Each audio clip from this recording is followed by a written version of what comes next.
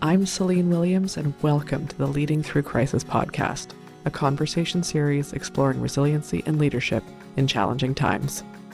My guest today is Philippe Johnson, a retired U.S. Air Force officer and author of What Hangs in the Balance: The Case for Principled, Ethical, Competent, and Courageously Selfless Leadership. Welcome, Philippe. Thank you, Celine. It's good to be with you. I'm excited to chat with you today. But before we jump into everything, and I have no doubt we will have lots to talk about, I always ask the question, the name of the podcast is Leading Through Crisis. When you hear that, what comes up for you? Oh, well, I think of in terms of, it can be private sector or public sector, but since my experience is public sector, I think of how one leads through a crisis. And one thing that comes to mind immediately, because I wrote a rather lengthy chapter on it, was the COVID-19 pandemic. Mm. And how one does that effectively. And the other thing that comes to mind when you mention that is, which is also in the context of some of the things I've written about, is how leaders deal with the crisis of having unethical or incompetent superiors and all the dynamics associated with that. So those are the two things that come to mind immediately. Um, so I want, just because I love the idea of the second point that you made, the unethical superiors, tell me more about Yeah. that. So tell me, um, just tell me more about that. Since that came to mind when you think about leading through crisis. Yeah, so one of the big problems I see, especially in public service recently, is this notion of what I call unprincipled loyalty, whereby people are showing loyalty to, especially to superiors, but as I say, I consider it unprincipled loyalty because it's not based on principle or some code of conduct.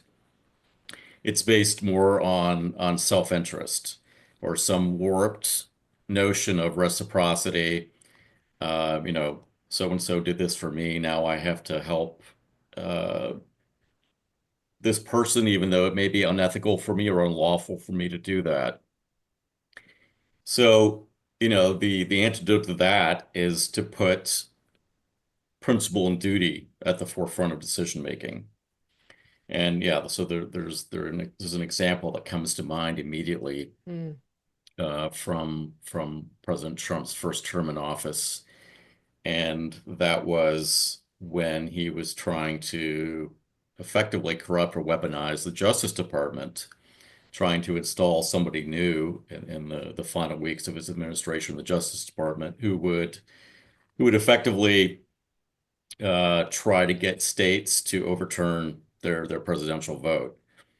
And the two leaders at the time, because the attorney general had just resigned about a month prior to Trump leaving office, so the two folks who were in charge, the acting attorney general Rosen and his deputy Donahue, had to contend with this dynamic where President Trump was trying to replace them. And that was certainly a crisis. It was a crisis and a crisis that would be made worse depending on how they reacted. Mm. But they stuck to principle. They were ethical leaders. They made the case that they were going to resign en masse if President Trump replaced them with this other guy, Jeffrey Clark, who was willing to do Trump's bidding. But they also made the argument that what what was in the nation's best interest was also in President Trump's best interest.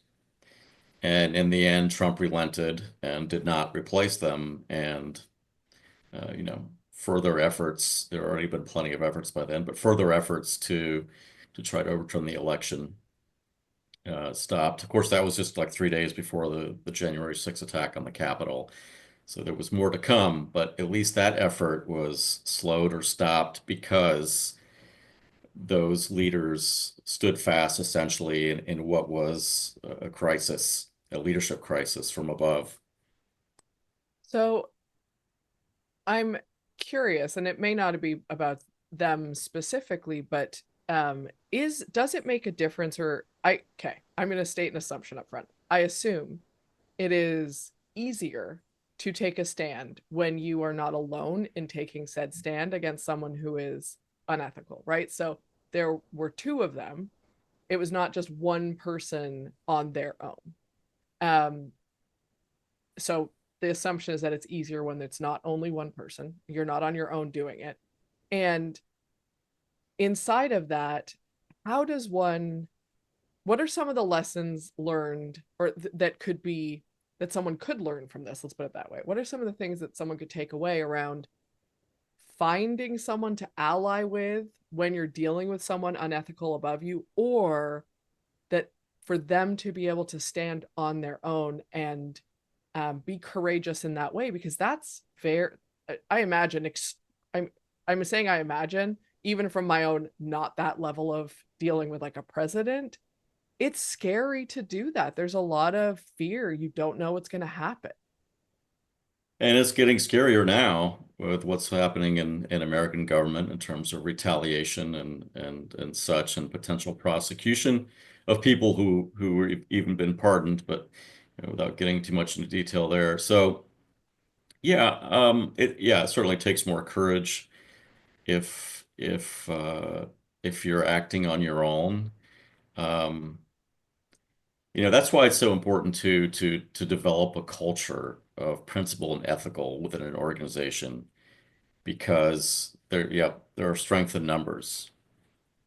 That said, if it's just a matter of getting fired or harassed, hopefully people still have the courage to do what's right, to stand up for principle anyway. Um, yeah, so there might be more that comes to mind, Yeah, but that's well, I'm yeah, gonna, that, while but you think about that, I'm going yeah. to I want to, so what you said about developing a culture of principles and ethics, which I am very on board with. A lot of the work that I do is with teams and around culture, right? Like it is, how do we design culture intentionally so we're bringing out the best, and not just having it kind of happen to us, right? Because it happens by default whether we want it to or not. And so when I think about a culture that is principled and ethical, um, how can, generally speaking, there's a kind of a two-part here. Generally speaking, how can leaders create that culture? What are some insights that you might have around how do we create this leadership and culture? And then also, maybe how do we do it when the person who is leading is not that way, when they are not setting that example, maybe? Yeah, and that's my primary concern is that a lot of what we've seen lately and what I describe in the book are being normalized, whether it's competencies or personality traits, or disrespecting the Constitution and law. So yeah, it's obviously it's a leader's job to communicate expectations and to set the example, and that includes modeling all the important leadership traits like empathy, humility, respect for dignity, um, discipline, self-control, all of those things, honesty. So yeah, when your superior is not modeling those things properly, you hope that your subordinates are still in touch with what leadership should look like. But all you can do is do your job as leader within your organization to some extent. I mean, there are times when you may need to call out your superiors. Um, I've done that one-on-one before in a case where there was a some sexual harassment going on in an organization during a deployment overseas, and I took my subordinates' account seriously. She was very credible, and one of the first things I did was actually went to our boss sat down and talked to him for like an hour. It was more to kind of say, hey, this is what I heard. But really, it ended up being like a 1 hour counseling session where I was counseling my superior because it was pretty clear that the allegations were valid. Um, Mm. of course, he denied everything, and eventually it went to a higher level. But yeah. So I realized that I didn't ask this. So I'm going to take a step back for a second. What are, when we talk about, principled culture that is principled and ethical, or leaders that are principled and ethical, what does that really mean? Like, what are there specific behaviors associated with that? How can you identify someone who is, I'm going to say generically, I don't mean that dismissively, but like generically holistically principled and ethical? And I ask because we all have different traits, competencies, behaviors that are ours based on our values individually. But it sounds like what you're talking about is not just, and obviously not just our individual values, right? So how do we identify that?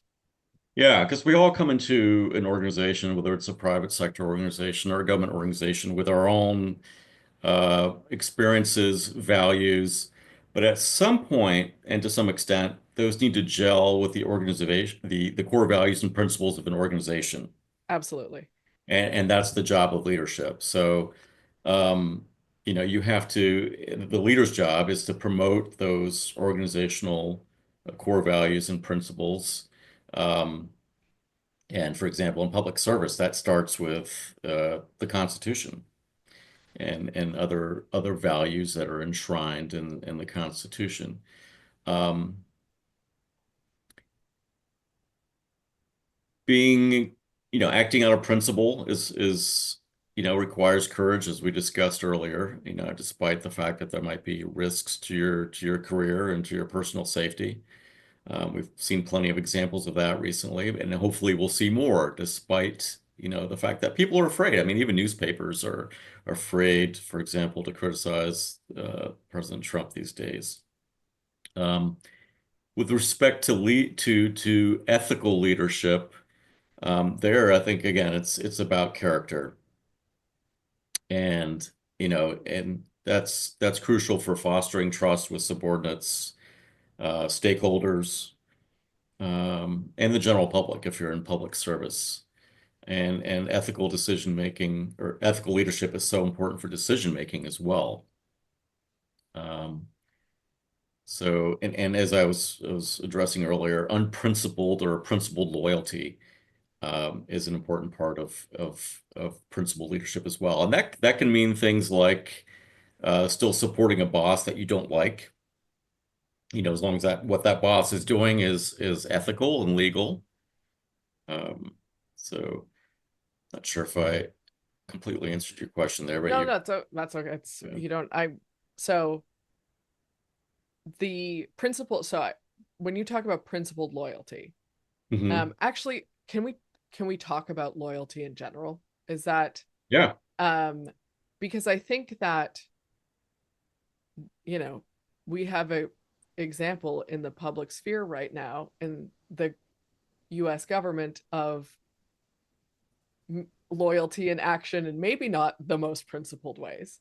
And I think It's people completely doing a 180 on what they would have espoused or purported to believe in 4 or 8 years ago, and it's because sorry to interrupt, but no, it's no, like please. proximity to power they crave, or this need to be part of some group in leadership, or it's amazing if you go back and look at quotes from again 4 or 8 years ago, and then compare that to what people who are in the current Trump administration are saying publicly. It's frustrating, and it's ridiculous in terms of not sticking to your principles, because I'm sure it's not based on an evolution of thinking. It's more circumstantial. I want to be in this job. I don't want to be retaliated against, etc. So I'm going to, you know, do what I consider to be loyal, even though it's so unprincipled and in many cases unethical. So, how do we, um, and I'm not sure, I'm going to fully acknowledge that as I'm saying this, I'm probably not going to word this question effectively because it's kind of a thought question in the sense that I think most people believe that loyalty is important and it matters. And we talk about it in terms of personal relationships, in terms of family, in terms of, you know, if you go back to blood is thicker than water, that is a version of loyalty, right? Like there is a, that is kind of ingrained in how many of us are socialized to believe the world should work. Loyalty matters, right? There's people that will talk about loyalty first, et cetera, et cetera. So acknowledging that that exists in the world, how do we find, is there a balance? How do we, I don't know. I'm going to say justify, but that's also not the world. What does the word, what is like, what do we do? What do we do when the world is like loyalty matters most? And you see on a global stage, loyalty being rewarded in a way where it is essentially don't think critically about anything, just be loyal. How do we step into even discerning, you know, loyalty that is principled, that is ethical, you know, has that element versus just loyalty because that's what we are rewarded for, told matters. Yeah, and that's the not the myth, it's not the right word, but it's the idea that I want to diminish is that loyalty for loyalty's sake is a virtue. It's not. And so you'll see Right. people, whether it's in personal, private, family situations, this idea that, well, I'll do anything for family. Really? Is that principle? You're going to break the law for your relatives because maybe you owe them a little money and, supposedly, that's your idea of being loyalty. So, you know, yeah, the world may believe in that, but I think people who are principled and ethical, I think they can get beyond that. Um, Again, your loyalty should be based on if you look at the definition of loyalty, I don't remember offhand what it is, but basically it's like allegiance to a person or a country or an institution or whatever. But it's usually based where that allegiance is due or something like that, to the Yeah. effect where it's earned essentially, right? Uh, So um, now, like if you have a boss, that your boss's loyalty is essentially earned by the fact that that person is your boss. You don't have to like him. He doesn't have to be the most competent or she or whatever. But, you know, as long as the person's ethical and reasonably competent, you should respect and loyally serve that person. Um, but the problem that we see is we see employees showing unprincipled loyalty to their superiors, and then superiors expecting unprincipled loyalty from their subordinates. And then yet again, superiors demonstrating unprincipled to their loyalty to their subordinates. And by that, I mean, for example, like showing preferential or prejudicial treatment, mhm. as we call it in the military, I think, different spanks for different ranks. Um, I like so, that. um, yeah, and so one of the places you see this unprincipled loyalty a lot, whether it's in the real world or on TV, is with police departments. Mm, Um, I'm just using that as an example, but yeah. they feel this pressure to cover for each other, and and so I want to dispel this notion that it's somehow disloyal to report serious misconduct. Because it's not. You're being loyal to your subordinates, your peers, your superiors, to the values of your organization when you do that. And you may take some heat for it, but that's part of the courage of showing leadership. So one of the things we saw after the murder of George Floyd in 2020, I believe, by the police officers, is there was an emphasis by police departments all over the country on bystander intervention training. And that's essentially a way to to promote principled leadership or principled loyalty, sorry, and leadership, and to, dispel this notion that you have to protect each other. I think with the police, sometimes maybe it has to do with the fact that they put their lives at risk. There's more of an element of physical danger, and so maybe that's why there's a need to protect each other. But I mean that happens everywhere, though. People feel like they're not being loyal if they don't protect the misconduct of people that are close to them or people who have done something to them or for them rather. So yeah, got where I was So, going with that, but yeah. So well, I want to ask you a question about that because when you talk about the bystander training, you said intervention it's, training. thank you, Yeah. bystander intervention training. Yeah. Um, I'm assuming that that is the other officers who were on the scene, very famously in the George Floyd case. They were two really young officers. They were both in their like first week or something like that. And, Hmm. or one of them was like, they were quite young, inexperienced, and they didn't speak up, even though they have said that they knew this wasn't going well by any stretch. They didn't feel they could speak up because of the power dynamics at play. And Exactly. so I assume the bystander intervention training um is in situations for maybe not only but especially where there is that kind of power dynamic or a in some way, shape, or form. Is that fair, or is it? I think it's more important in those situations because people are less likely to speak up. They're more likely to show excessive deference. Yes. There's the same dynamic because I was an Air Force pilot. There's the same dynamic in flying when you're flying with a pilot who is much more senior than you. There's this, it's called the halo effect or something, but it's this notion that that person can't do wrong. And so there's a reluctance, even as a co-pilot or junior pilot, when you see something dangerous that's happening, similar to, police situation, a reluctance to speak up, like it's not your place. Yeah. Um, and that's where, the more people are grounded in ethics, or the more they're grounded in principle and have a strong, you know, I don't know, their personality is undergirded or whatever by a strong sense of ethics and external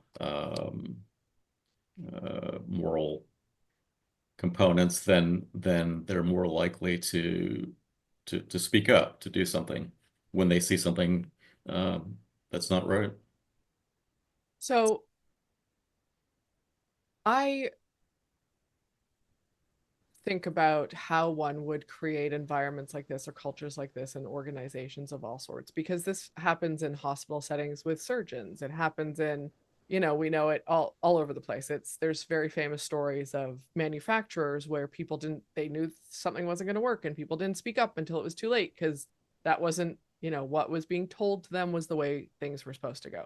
So there's lots of examples, not only military and police, but tons of other places where people don't speak up and they don't um at the end of the day they are going against they're misaligned, maybe is a better way of putting it, with their principles or ethics in those moments, and misaligned with the principles and ethics of the leaders in some way, shape, or form. And I think that there are more challenges for women to speak up in moments like that. I think it's more challenging for anyone who is queer or black or disabled or whatever intersectionality of these things may exist. And and they are often the people who are really seeing it from a different perspective and able to speak up. Like, I think that's just real, but it's the repercussions are different, and there's often real fear, right? Like there's as a woman, the potential for violence in situations is very different for me than it is for a man. So I am acknowledging all of that to say, what can we do? What can leaders do? How do we change that? How do we, and I know this is just an opinion, right? Like, but in order to create these environments where principled leadership exists, ethical leadership exists, competent leadership exists, Mhm. I think these things matter. Yeah. And the first thing I think of is it's about setting the example. Everything a leader does or says tells people what's permissible, what's acceptable, what might be tolerated, and more importantly, what can't be tolerated. In terms of hearing different voices, that what I thought of there was the problem of leaders not being sufficiently open to information flow or different points of view, and part of that is the ability to suppress personal bias. And with President Trump, for example, that was apparently an issue with him, according to one of his senior subordinates in his first term, or knowingly suppressing information that is coming from subordinates. One example that came to mind right away was I think the space shuttle accident, the Challenger, I think was when it exploded in 1984. I can't remember what year it was, but anyway, part of the problem there was a lot of dissent from. It speaks to exactly what you were saying a minute ago. There was a lot of dissent from one of the contractors about a safety issue, and that information was suppressed and essentially ignored by some of the leadership, I think, either at the contract with the contractor or with NASA, and yeah, with terrible consequences. Um, yeah, no, I lost track of what I was going to say. No, but I mean, that is, to I'm going to reference the name of your book because I think it's a great name.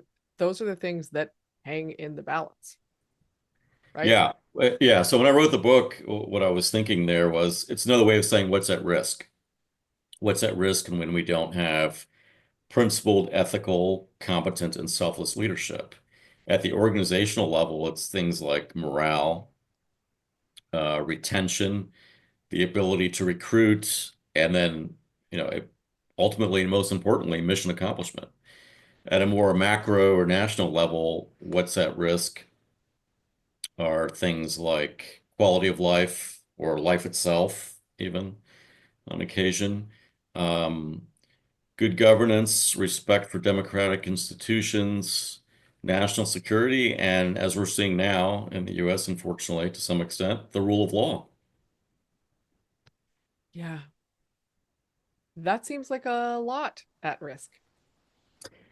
It is, and that's why it's so important to for me to help people understand what principled, ethical, competent, and selfless leadership looks like, what it doesn't look like, and what the consequences of that are. And in the context of my book, which is really about leadership in the context of the first Trump administration, the importance of not normalizing what I describe, is essentially in many cases unprincipled, unethical, and incompetent Incompetent. leadership. Yeah. So some of the personality traits of an unethical or unprincipled leader are obvious, right? Like I think dishonest. If someone is blatantly lying about something, we can all see that. Yeah. And I think often when we are kind of bought into a situation, those subtle traits or subtle behaviors that show up that are undermining it, we may not know to pay attention to them, and we should. And I'm wondering if there are consistent personality traits that are a little bit more subtle that aren't just like, I'm boldly lying about the existence of whatever. Yeah, there's some more subtle things that come to mind that people may notice about their superiors. Um, some that come to mind to me in the context of Trump, because that was the context of my book was, for example, like a lack of curiosity Mm, and maybe a touch of laziness combined with that, and how that can affect you understanding your role and importantly understanding your organization if you don't have much interest in learning. Um, they say leaders are lifelong learners or whatever, and readers too. Some will say, but so if you don't understand, if you don't take the time to understand, for example, the roles of your subordinates, you're not going to be as an effective manager or leader. mm, yeah, Um, Something I mentioned earlier that comes to mind too is again the inability to suppress personal bias. That, along with arrogance, are barriers to receiving and evaluating and accepting advice. And that may go to what you were saying earlier about who that advice is coming from. Is it yeah, coming from a minority or a woman or and yeah, when you said that earlier, what popped into my mind immediately was this guy who was apparently just appointed somewhere in the U.S. State Department who had recently made a comment about all we need is competent white men if we want things to get done properly or something like that. Wonderful. Here we are in 2025. yeah, Um, some other subtle things, I think like insecurity or low self-esteem may not be super obvious, but those things can are more likely to lead somebody to bully perhaps and to engage in retaliation yeah, um, and and to have an excessive need for validation and recognition. And as Trump yes, often does, to encourage others to do that, yeah, to to uh, to provide him the validation he needs publicly. Some other subtle things, maybe the notion, I don't know how subtle this is, but the notion that you're not accountable to anybody else. mm-hmm, That's extremely problematic, whether it's in the private sector or the public sector.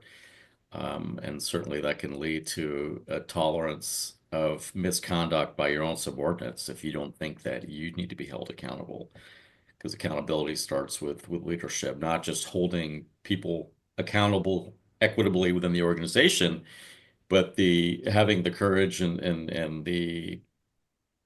um, the wherewithal to hold yourself accountable and to be able to relay lessons about your own mistakes to your subordinates and the power that gives them to do the same, mm, to admit mistakes and to grow. Let's see. You mentioned when we were talking about unprincipled loyalty. I mean, there are all these little traits that tend to contribute to these displays of unprincipled loyalty. Things like a need to conform or be an insider. mm, That's not helpful. Again, the allure of power and the need for approval, the emotional gratification people get from displays of loyalty, even if it's unprincipled and pleasing others. And that goes both ways. The emotional payoff for being loyal to superior and the payoff that a superior gets from whether loyal or unprincipled loyalty to subordinate, yeah, feeling that you're doing something for someone. And that's a topic I get into too, something I call narcissistic diplomacy, something I witnessed when I was working in an embassy for 4 years, where you can get yourself in trouble if you feel that, if you're thriving off this feeling you get for doing something for others, especially a foreign counterpart, when it's not appropriate. Um, and I've seen the consequences of that. Um, let's see, sense of privilege. That's, I think, another subtle thing. It's kind of related to what I was saying about not feeling that you're accountable to anyone, but it's a little different. A sense of privilege can be a barrier to empathy, mm, and we know that empathy is so important in the workplace. Leaders who are empathetic tend to be better decision makers. They tend to have healthier and happier workers. Uh, People who interact more effectively and their teams tend to be better problem solvers, etc.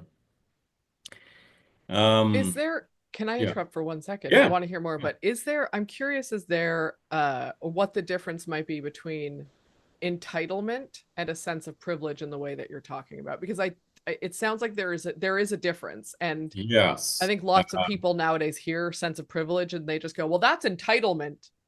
Don't think it's the exact same. No, not exactly. I would say privilege has more to do the way I'm describing it with relation to empathy is more about your upbringing. Perfect. Because I see empathy as coming from two sources, personal experience, personal suffering, and also awareness of other people's suffering, Mm, whether it's and there are two examples that come to mind.